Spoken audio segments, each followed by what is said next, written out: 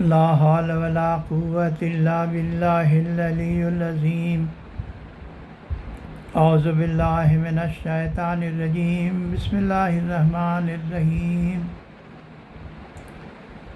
الحمد للہ رب العالمین والصلاة والسلام علی سید الانبیاء والمرسلین وآلہ الطیبین الطاہرین المعصومین اما بعد فقد قال اللہ تبارک و تعالی فی کتابہ المبین وہو اصدق الصادقین بسم اللہ الرحمن الرحیم قل هو اللہ احد اللہ الصمد لم یلد ولم یولد ولم یکن له کفوا احد اللہم صلی علی محمد وآل محمد۔ توحید کے عنوان سے گفتگو ہو رہی ہے۔ پچھلے ویڈیو سے اس گفتگو کو تسلسل دیتے ہوئے کہ اللہ رب العزت فرماتا ہے کہ اے رسول کہہ دیجئے کہ اللہ احد ہے، اللہ صمد ہے، وہ بے نیاز ہے، نہ اس نے کسی کو پیدا کیا نہ وہ کسی سے پیدا ہوا، اور اس کا کوئی ہمسر نہیں، کوئی کفو نہیں۔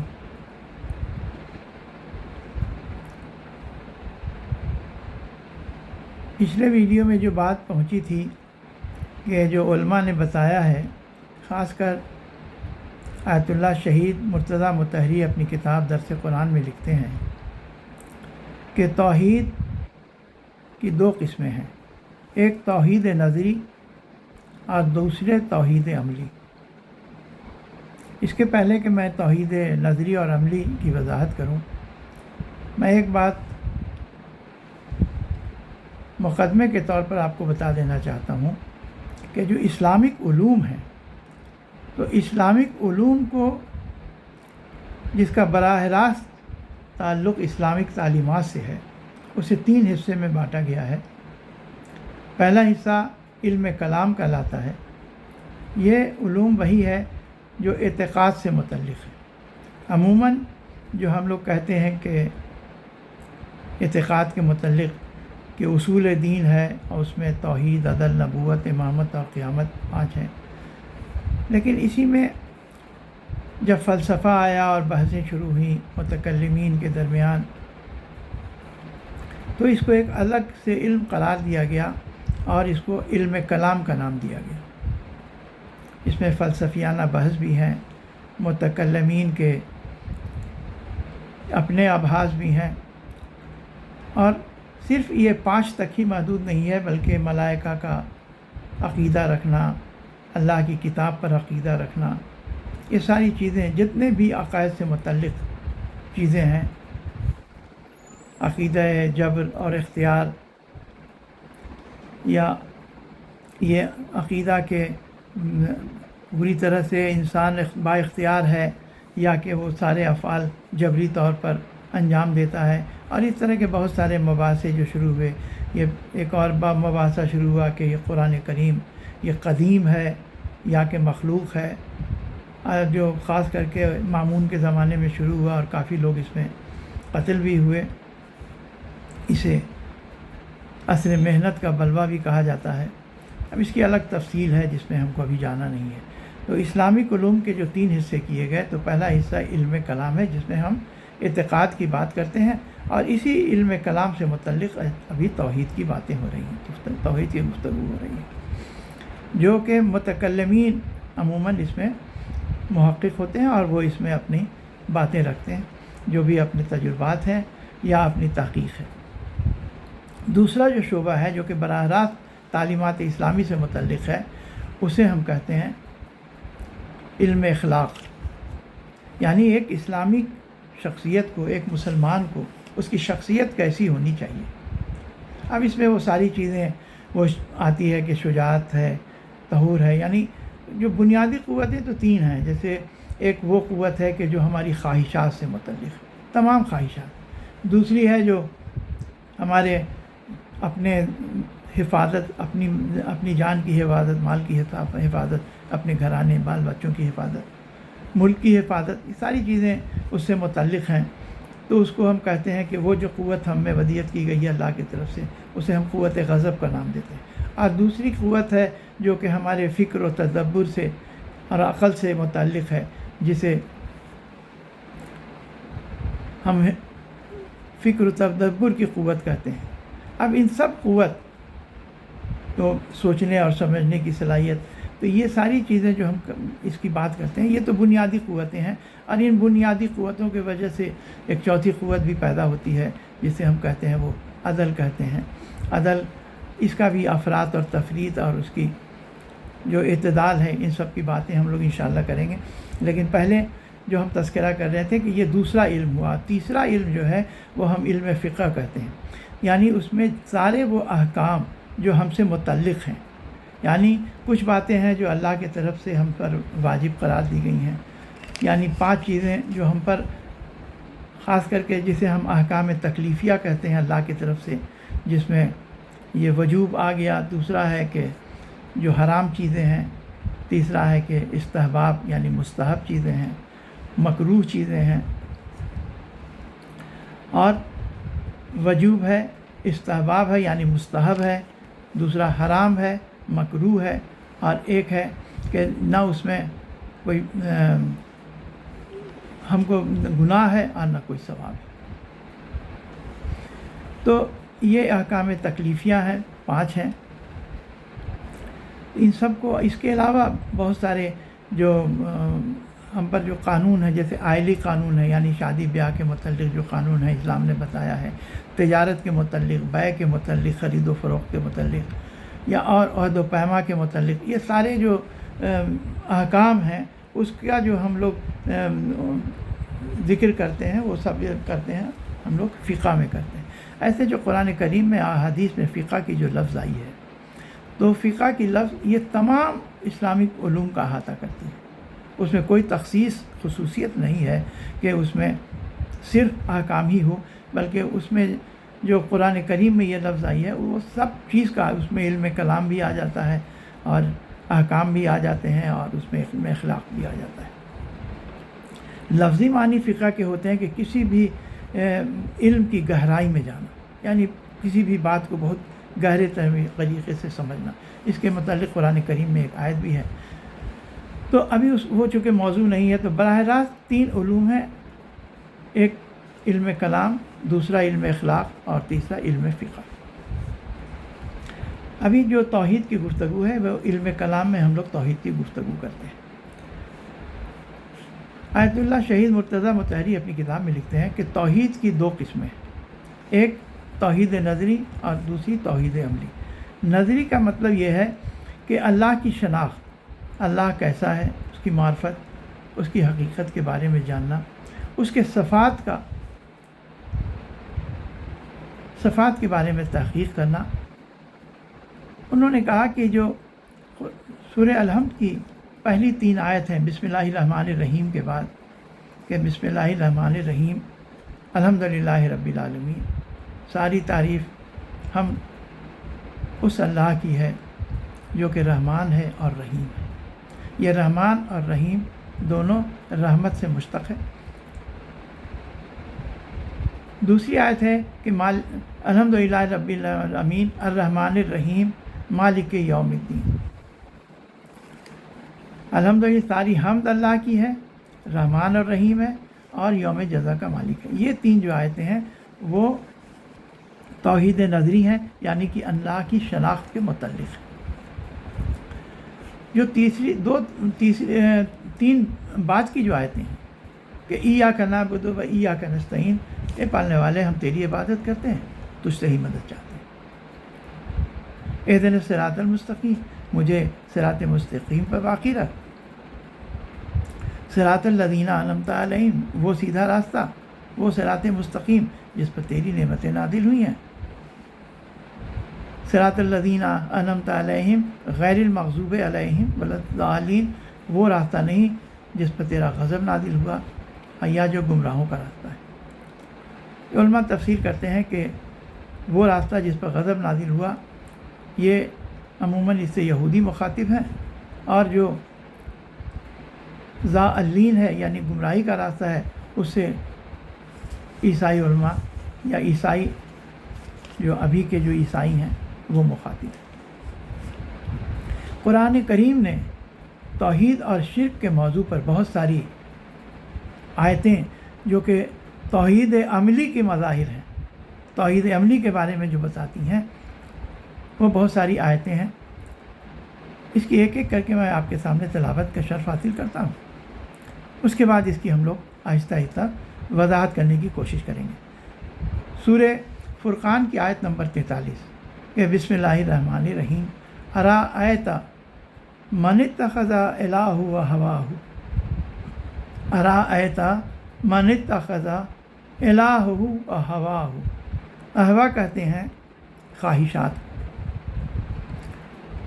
تو ارأیت رسول کو مخاطب ہے، اللہ کہہ رہا ہے کہ کیا آپ نے ایسے شخص کو دیکھا ہے، ارأیت من اتخذ الہہ ہواہ، جس نے اپنی خواہشات نفسانی کو اپنا الہ بنا رکھا ہے، اپنا معبود بنا رکھا ہے۔ الہ کہتے ہیں کہ جس کی پرستش کی جائے، معبود جس کے ہم عبد بن جائیں اور اس کو ہم اپنا معبود بنا لیں، اس کو ہم الہ کہتے ہیں۔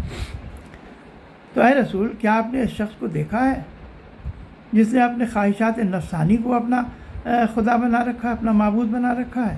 یہاں پر ایک نفسانی خواہشات کی پیروی کرنے والے کو مشرک کہا جا رہا ہے۔ یہ ایک عملی توحید کا مظاہر ہے یہ آیت۔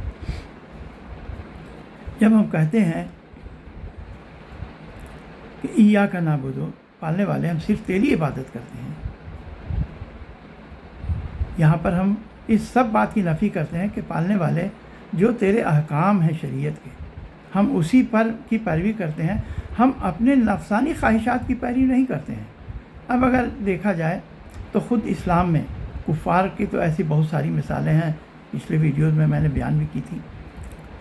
اسلام میں بھی جیسے خود ہمارے گھروں میں ہم دیکھتے ہیں کہ جو ہماری بچیاں پڑھ لکھ جاتی ہیں، کسی سے پوچھا جائے کہ بھائی تم پردہ کیوں نہیں کرتی ہو، تو اسلام کا جز ہے، اس میں اللہ کا حکم ہے، تو ان کا کہنا ہے کہ نہیں، میں اس سے متفق نہیں ہوں، اس پورے فلسفے سے، حجاب کے فلسفے سے متفق نہیں ہوں۔ اب دیکھیے، یہ دو بات ہوئی۔ ایک بات یہ ہوتی ہے کہ اگر کوئی کہے کہ ہم نہیں کرتے ہیں تو ہم شرمندہ ہیں کہ ہم احکام الہی کو میں کوتاہی کر رہے ہیں۔ جیسے کوئی کہے کہ ہم نماز نہیں پڑھتے ہیں تو ہم اس کے لیے شرمندہ ہیں، اور دوسرا شخص کہے کہ نہیں، اس نماز کے فلسفے سے ہی ہم بہت متفق نہیں ہیں، یہ منطقی طور پر یہ ہم کو صحیح نہیں لگتا ہے۔ تو یہ دو بات ہو گئی۔ ایک بات یہ ہو گئی جو قانون شریعت جو اللہ کا ہے، ہم اس قانون شریعت پر تنقید کر رہے ہیں، یہاں اس کا مطلب ہے کہ ہم کافر ہو گئے۔ جب ہم نے اللہ کا انکار کیا یا اللہ کی جو شریعت ہے، جو قانون اللہ نے بھیجا، اس کا انکار کیا، تو ہم کافر ہو جاتے ہیں۔ اگر جو بچیاں کہتی ہیں کہ ہم پردے کے فلسفے سے متفق نہیں ہیں، وہ کفر کے زمرے میں آتا ہے۔ لیکن جو کہتی ہیں کہ پردہ تو نہیں کرتے ہیں لیکن اس کے لیے ہم شرمندہ ہیں، تو یہ گناہ ہے، یہ گناہ ہے۔ گناہ کی تو معافی ہو سکتی ہے، شرک کی معافی نہیں ہو سکتی۔ تو یہ پہلی بات تو یہ ہے کہ یہ عملی توحید کا مظاہر ہے یہ آیت۔ تو ہم جب کہتے ہیں کہ ایاک نعبد، پالنے والے کوئی خواہشات نفسانی کہ میری خواہش کہ ہم پردہ نہ کرتے ہیں، ہم داڑھی نہ رکھتے ہیں، ہم فلاں کام نہ کرتے ہیں، تو ہم متفق نہیں ہیں۔ اور دوسرا ہے کہ ہم پالنے والے ہم شرمندہ ہیں کہ تیرے تو احکام تو ہیں، ہم نہیں کر پائے، ہم اس کے لیے تیرے بارگاہ میں توبہ اور استغفار کرتے ہیں۔ یہ دونوں دو چیزیں ہو جاتی ہیں۔ اسی طرح قرآن کریم میں اب جتنی بھی آیتیں میں پڑھتا جاؤں گا اس کو بہت اختصار سے آپ کے سامنے بیان کروں گا، اس لیے کہ میرے پاس وقت نہیں رہتا ہے اور ویڈیوز کو میں بہت زیادہ طول بھی نہیں کرنا چاہتا ہوں۔ دوسری آیت سورہ آل عمران کی ہے، معاف کیجیے گا، اس کے پہلے سورہ توبہ کی آیت میں آپ کو سنا دوں، اس کے بعد سورہ آل عمران کی سناتا ہوں۔ سورہ توبہ کی آیت نمبر 31 میں اللہ رب العزت فرماتا ہے کہ بسم اللہ الرحمن الرحیم اتخذوا احبارهم ورهبانهم اربابا من دون اللہ، اتخذوا احبارہم و رہبانہم اربابا من دون اللہ۔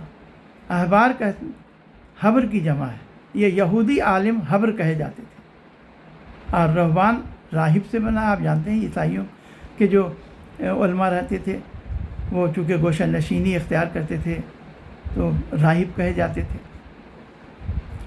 تو یہ عیسائی اور یہودی علماء کے مذمت میں یہ آیتیں نازل ہوئی۔ اس آیت کا میں نے پوری آیت نہیں پڑھ رہا ہوں آپ کے سامنے، کہ اس کے آگے جناب عیسیٰ کا بھی تذکرہ ہے کہ تم نے ان کو بھی خدا بنا لیا ہے۔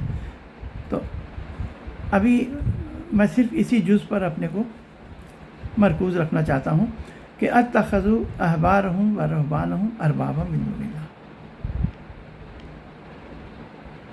ان لوگوں نے احبار یعنی اپنے علماء کو یہودیوں نے، اور رہبان یعنی عیسائیوں نے اپنے علماء کو ارباباً اپنا رب بنا لیا ہے، اپنا رب بنا لیا ہے۔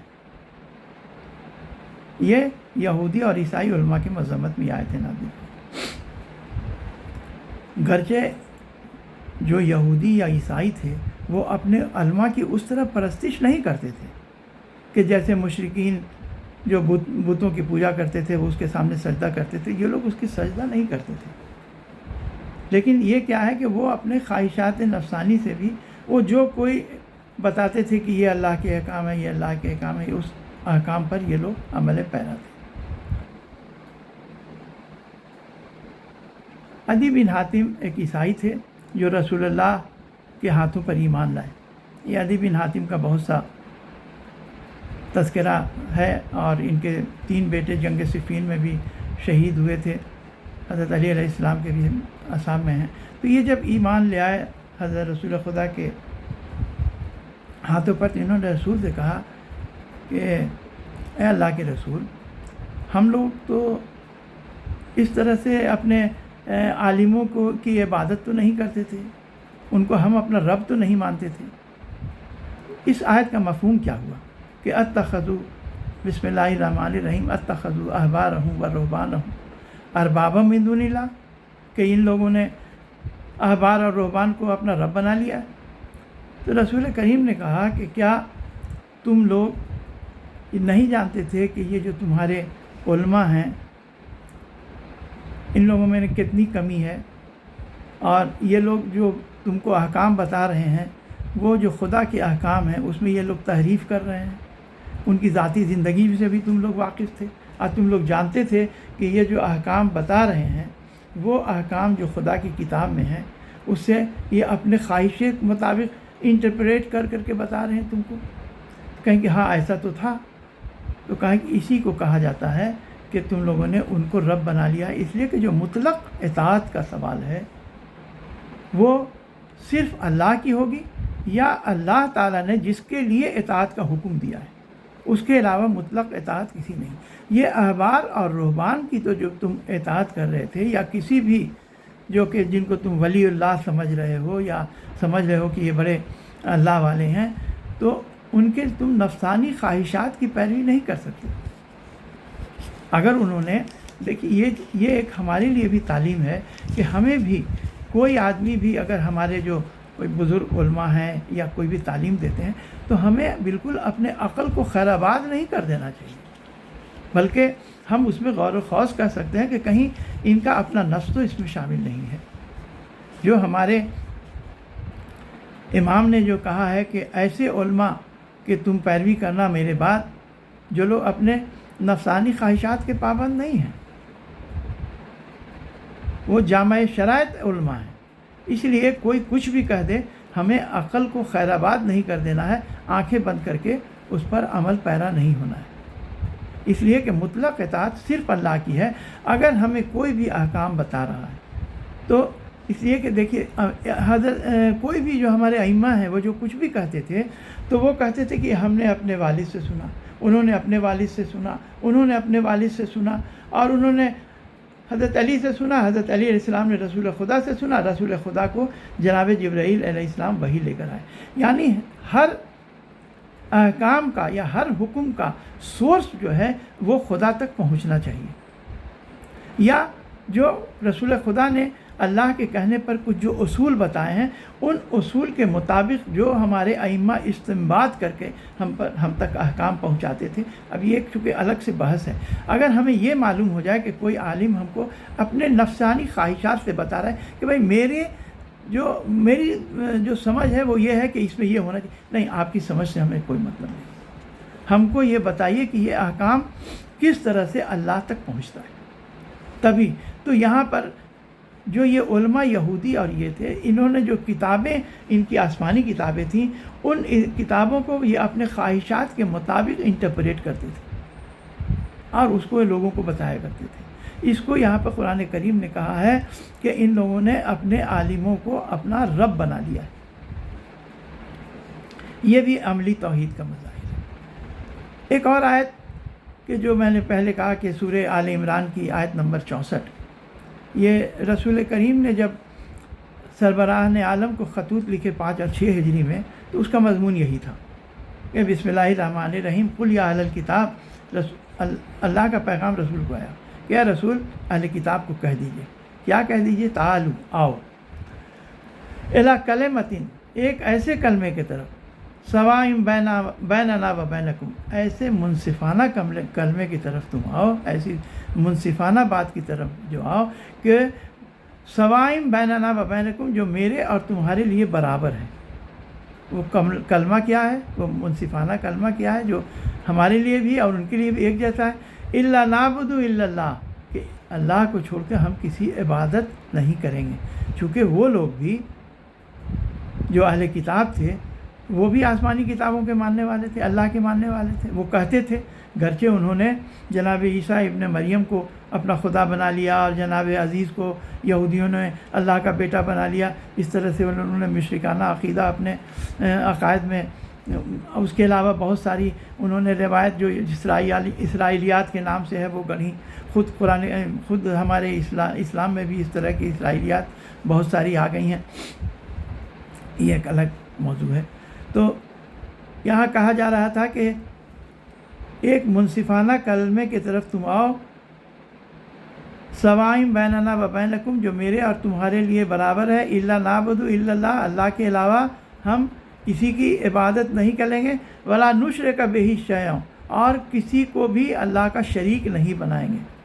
ولا یتخذ بعضنا بعضا اربابا من دون اللہ، اور جو بعض جو ہیں ایک دوسرے کو رب بنا کے بیٹھے ہوئے ہیں، ہم ان کو رب نہیں بنائیں گے. صرف ایک اللہ ہی قابل عبادت ہے اور صرف اسی کا حکم ہم مانیں گے.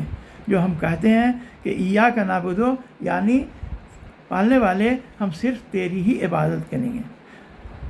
اسی آیت میں کہتے ہیں کہ اے رسول کہہ دیجئے کہ فَإِن تَوَلَّوْا، اور اگر یہ لوگ اعراض کریں، اپنا منہ پھیر لیں، فَقُولُوا أَشْهَدُوا بِأَنَّا مُسْلِمُونَ، کہہ دیجئے کہ تم لوگ بھی گواہ رہو کہ میں جو ہے اللہ کے سامنے تسلیم ہوں اور میں صرف اللہ کی عبادت کرتا ہوں، اللہ کی ہی. یہ بھی ایک طرح سے سارے اہل کتاب کو یہ بتایا جا رہا ہے کہ تم لوگوں نے مشرکانہ عقیدہ اپنے مذہب میں، اپنے دین میں داخل کر لیا ہے. ایک اور پہلو جو سورہ شعراء کی آیت نمبر 22 میں ہے کہ بسم اللہ الرحمن الرحیم، تلک نعمت تمنها علیہ ان عبدت بنی اسرائیل. یہ اس وقت کا ذکر ہے کہ جب جناب موسیٰ علیہ السلام فرعون کے دربار میں جاتے ہیں اور اس کو پیغام حق دیتے ہیں، تو وہ کہتا ہے، رعونت سے کہتا ہے کہ تم تو وہی ہو نا کہ جو میرے یہاں پلے بڑھے اور اس نے احسان جتایا، اور اس کے بعد تم نے ہمارے ساتھ برائی کی. یہ اشارہ اس قبطی کے مارے جانے کا تھا، جو قبطی مر گیا تھا. اس کے بعد موسیٰ علیہ السلام مدائن چلے گئے تھے. تو موسیٰ علیہ السلام کہتے ہیں، اسی کا جو موسیٰ علیہ السلام نے جو کہا، اسی کو قرآن کریم نے اس آیت میں بیان کیا کہ تلک نعمت تمنها علیہ ان عبدت بنی اسرائیل. یہ تو جو مجھ پر اپنی نعمتوں کا احسان جتا رہا ہے، تو کیا میں اس بات پر غضبناک نہ ہوں کہ تو نے بنی اسرائیل کو اپنا عبد بنا لیا ہے. دیکھیے، یہ جو بنی اسرائیل تھے وہ فرعون کی پرستش پوجا نہیں کرتے تھے. لیکن اس نے ان لوگوں پر ظلم اور زیادتی کر کے، ظلم اور استبداد کر کے ان کو اپنا غلام بنا رکھا تھا، اور وہ لوگ اس کے آگے تسلیم ہو گئے تھے۔ بالکل وہ لوگ اس کے آگے جو کہتا تھا اس کے حکم بجاوری کرتے تھے، ان کے ذہن میں ذرا سی بھی سرکشی باقی نہیں رہی تھی۔ تو یہاں پر جو یہ فرعون کا استبداد اور ظلم ہے، اس کو اللہ تعالیٰ نے تعبید سے یعنی عبادت سے کا مفہوم یہاں لیا ہے۔ یعنی اللہ تعالیٰ یہاں بتانا چاہتا ہے کہ دیکھو، تم کسی کی بھی جبریہ جو اطاعت میں، یہ ظلم میں ہو، تو تم اپنی جو آزادی نفس ہے اس کو تم نہیں کھونا۔ تم آزادی، اب کسی بات میں ہم بالکل مجبور ہو گئے ہیں، لیکن ہم کو آزادی نہیں، اپنی ذہنی آزادی، اپنی انفرادی آزادی، ہاں اب جان نہیں دے دینا ہے، جو حالات یہ ہیں، لیکن ہمیں اپنی انفرادی آزادی کسی کے سامنے بالکل تسلیم نہیں ہو جانا ہے۔ تو یہ جو فرعون کی ٹائرنی تھی، ظلم تھا، استبداد تھا، اس کو بھی اللہ نے تعبید سے تشریح یہاں پر کیا ہے، تعبید کہا ہے۔ تو یہ ساری جو آیتیں ہیں، یہ آیتیں عملی توحید کی مظاہر ہیں۔ اس کے علاوہ جو علماء نے خود توحید کے کئی مراتب بیان کیے ہیں، جیسے توحید ذاتی ہے، توحید صفاتی ہے، توحید افعالی ہے، اور توحید افعالی میں بھی توحید خالقیت ہے، توحید رزاقیت ہے، کے علاوہ توحید عبادی ہے، توحید اطاعت ہے، توحید مالکیت ہے۔ تو یہ سارے جو مراتب بیان کیے ہیں، ان کو انشاءاللہ ہم لوگ اگلے ویڈیو میں اس کے متعلق تفصیل سے ہم لوگ بات کریں گے۔ بات لیکن دو چار لفظ اس کی بتا دیں کہ جو ہم لوگ علم اخلاق کے کہ ایک اسلامی، ایک مسلمان کی شخصیت کیسی ہونی چاہیے، تو جتنے بھی جو اخلاق کے ہیں، جو بنیادی باتیں ہیں، جو ہم نے کہا کہ ہمارے نفس میں 3 طرح کی قوتیں اللہ نے دی ہیں۔ ایک وہ قوت ہے جو کہ تمام تر خواہشات سے، جس میں ہم کہتے ہیں قوت شہوت، اس کا جو اعتدال ہے، اس کی اعتدال جو ہے اس کو ہم کہتے ہیں عصمت۔ یعنی اللہ نے یہ نہیں کہا کہ جو تمہاری خواہشات ہیں ان تمہاری خواہشات کو کچل دو اور تم گوشہ نشین ہو جاؤ، رہبانیت اختیار کر لو۔ اسلام میں اس بات کا نہیں ہے، بلکہ جو تمہاری خواہشات ہیں، اللہ نے جو تمہیں خواہشات دی ہیں، تو یہ نہیں کہا ہے کہ تم خواہشات کو کچل دو۔ تو پھر اللہ نے دی کیوں؟ کہا ہے کہ نہیں، تم اس کو ایک حد کے اندر رہ دو، تم ان خواہشات کو محدود رکھو، اس کو اعتدال میں رکھو۔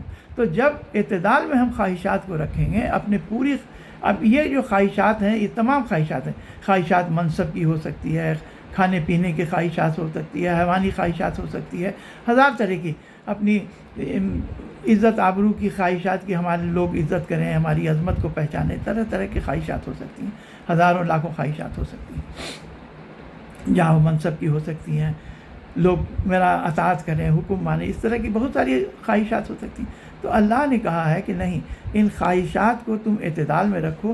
تم اعتدال میں رکھو گے تو اس کو کہا جاتا ہے عصمت، اور اعتدال سے تم تجاوز نہیں کرنا چاہیے۔ اس اعتدال سے تم تجاوز کر گئے تو وہ لالچ ہو جاتی ہے، جو کہ ایک مذموم صفت ہے، جبکہ عصمت ایک قابل مدح صفت ہے۔ اور یہ بھی نہیں کہ جو خواہشات ہے اس کو ہم مار دیں، تو اس کو ہم کہیں گے کہ یہ کاہلی ہے، یعنی جو اللہ تعالیٰ نے ہمارے لیے وسائل کائنات میں دیے ہیں، ہم ان کو حاصل نہیں کر رہے ہیں۔ نہیں، حاصل بھی کریں، لیکن اس کو ان حدود میں رکھیں جو کہ شریعت نے ہمیں بتایا ہے۔ دوسری ہے قوت غضب۔ یہ قوت غضب کیا ہے؟ یہ قوت غضب وہ ہے کہ اپنی حفاظت کرنا، اپنے جان و مال کی حفاظت کرنا، یہ سب واجب ہے جو ہمارے شریعت میں، کہ کوئی آدمی آئے اور ہم کو مار دے، ہمارے مال لوٹ لے، ہمارے بچوں، بیوی بچوں کے ساتھ تعرض کرے، نہیں، اس وقت ہم کو اس کے ساتھ مزاحمت کرنی ہے، اپنی جتنی قوت ہے پوری قوت کے ساتھ ہم کو مزاحمت کرنی ہے۔ تو اس کو بھی اعتدال میں رکھنا، یعنی جو قوت غضب ہے اس کو ہم کو عقل کے تحت اس کا استعمال کرنا ہے۔ جب ہم اس کو عقل کے تحت استعمال کریں گے تو اس کو شجاعت کہا جائے گا۔ یہ نہیں ہے کہ ہر جگہ، اب اگر ہم عقل کے تحت نہ استعمال کریں، موقع محل نہ دیکھیں، ہر جگہ تلوار لے کے کھڑے ہو جائیں، تو اس کو کہا جاتا ہے تہور۔ یہ ایک مذموم صفت ہے، قابل مذمت، خراب صفت ہے۔ لیکن شجاعت اگر کہیں ہمارے پاس پوری طاقت ہے، لیکن اگر اس وقت عقل کا تقاضا یہ ہے، اس وقت قانون کا تقاضا، عدل کا تقاضا یہ ہے کہ ہم خاموش رہ جائیں، تو اس وقت خاموش رہ جانا ہی عین شجاعت ہے۔ اور کبھی یہ ہے کہ ہم پر کوئی ظلم کر رہا ہے، ہم برداشت کر رہے ہیں، تو یہ بزدلی ہے، یہ بھی قابل مذمت ہے۔ یعنی جو اعتدال ہے ہم اس پر رہیں، اس کے ہم نہ افراط میں جائیں، نہ تفریط، نہ زیادتی ہو، نہ کمی۔ تیسری جو قوت ہے وہ ہمارے فکر و تدبر سے متعلق ہے، اس کا جو اعتدال ہے اس کو حکمت کہتے ہیں۔ اور اس کی بہت زیادہ اگر ہم افراط میں چلے جائیں تو وہ لالچ ہو گئی، یعنی جو ہم نے حکمت یا عقل جو ہم کو دیا ہے وہ اس کو ہم نے غیر منصفانہ طریقے سے استعمال کرنا شروع کر دیا، یا اس کی جو تفریط ہے تو اس کو ہم ایڈیوسی کہتے ہیں، کودن، کوڑ، جس کو کہتے ہیں کوڑ مغزی وغیرہ۔ تو اسلام کہتا ہے کہ تم کو جتنی بھی قوتیں دی گئی ہیں، یہ 3 بنیادی قوتیں ہیں، اور اس کی پھر شاخیں ہیں، جتنی بھی قوتیں ہمارے نفس میں ہیں وہ اسی کی شاخیں ہیں۔ یہ قوت غضب، قوت شہوت، اور یہ قوت فکر و تدبر، اسی کی شاخیں ہیں ایسے۔ لیکن یہ 3 قوتیں جب کسی انسان میں پیدا ہو جاتی ہیں، اس کا اعتدال جب پیدا ہو جاتا ہے تو اس میں ایک چوتھی قوت جنم لیتی ہے، پیدا ہوتی ہے، جس کو ہم کہتے ہیں عدل۔ یہ عدل کا بھی اگر ہم افراط ہے تو وہ ظلم ہے، اور اس کا تفریط ہے تو ظلم سہ لینا ہے۔ تو نہ ظلم کسی پر کرنا اچھا ہے، نہ ظلم سہ لینا اچھا ہے، بلکہ اس کا اعتدال ہونا چاہیے۔ نقطہ اعتدال عدل کہلاتا ہے۔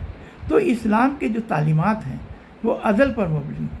خود اللہ رب العزت فرماتا ہے سورہ آل عمران کی آیت نمبر 18 میں کہ بسم اللہ الرحمن الرحیم، شہد اللہ انہ لا الہ الا ہو، شہد اللہ انہ لا الہ الا ہو والملائکۃ واولی العلم قائما بالقسط واللہ عزیز الحکیم۔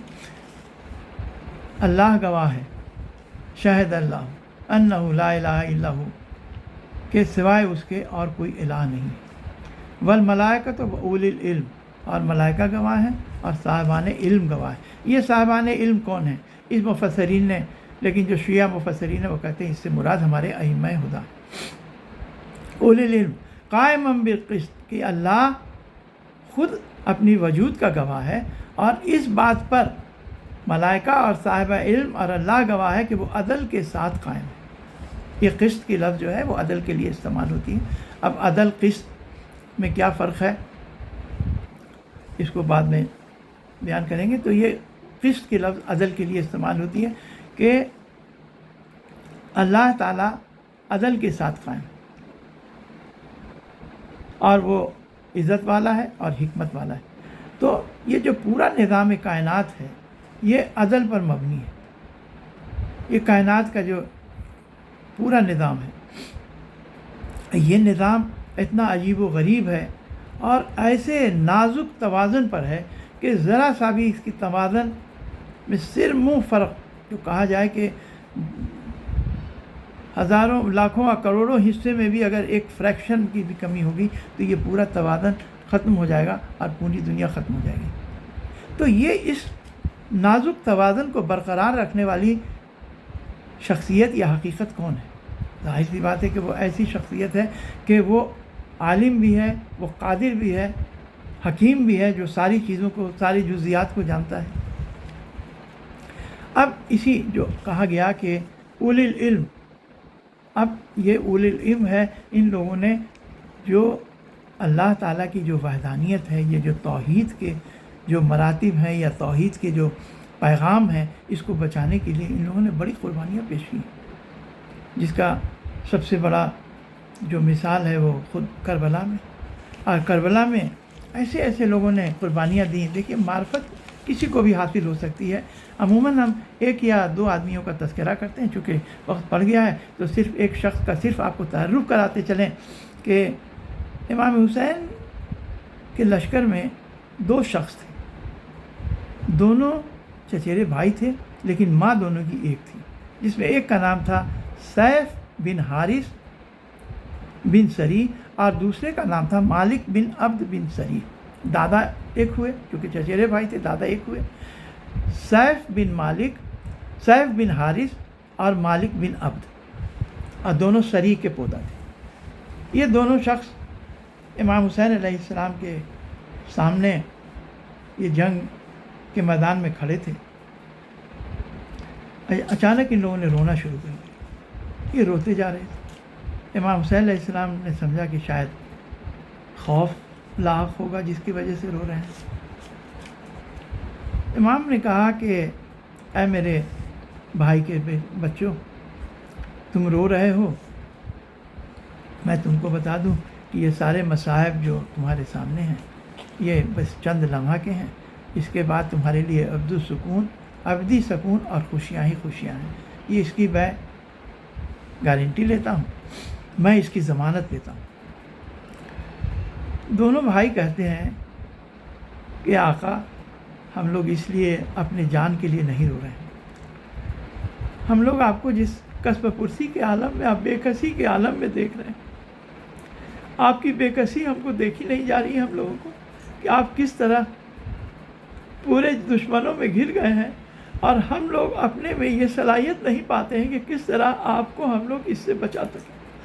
ہم لوگ آپ کی حالت پر رو رہے ہیں، ہم لوگ اپنے نفس کے لیے نہیں رو رہے ہیں۔ امام حسین علیہ السلام بہت متاثر ہوئے، اور انہوں نے ان لوگوں کو دعائے خیر دی اور کہا کہ اللہ، تم جو احساس میرے لیے رکھتے ہو، میں تمہارے لیے اللہ سے اس کے لیے جزا کا طالب ہوں۔ ان دونوں اجازت دیتے ہیں اور امام کے سامنے جنگ کرتے ہیں، اور دونوں بھائی وہاں شہید ہوتے ہیں۔ انا للہ و انا الیہ راجعون، رضا بقضائہ و تسلیما۔